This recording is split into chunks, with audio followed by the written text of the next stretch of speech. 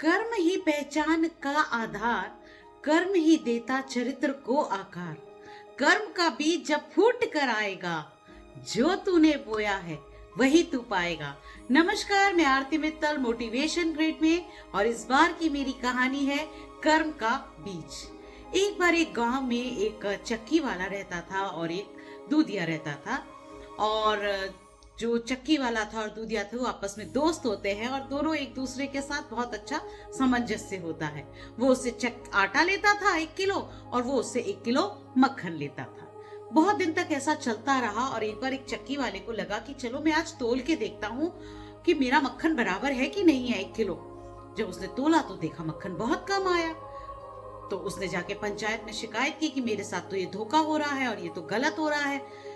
तो पंचायत में उस दूधी को बुलाया गया, उससे पूछा गया भाई क्या बात है, ये क्या तुमने ऐसा करते हो?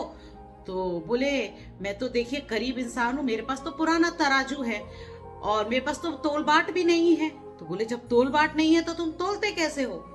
तो बोले मैं तो जो मैं इससे आटा लेता हूँ वो मैं एक साइड रखता हूँ और उतने ही बराबर का मैं मक्खन तोल के दे देता हूँ।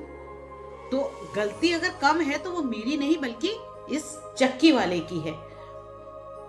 तो कई बार ऐसा होता है कि हम जो है अपनी गलती दूसरों पे डाल देते हैं, अपने कर्म तो नहीं देखते हैं, लेकिन दूसरों के कर्म हमें बड़ी जल्दी नजर आ जाते हैं और बहुत आसानी से हम उन पे आक्षेप लगा देते हैं। लेकिन अपने कर्म को भी देखें और अगर आप अच्छे कर्म करेंगे तो अच्छा फल ही पाएंगे, क्योंकि कर्म का बीज जो है जब फूटता है तो जो तू बोता है वही तू पाता है।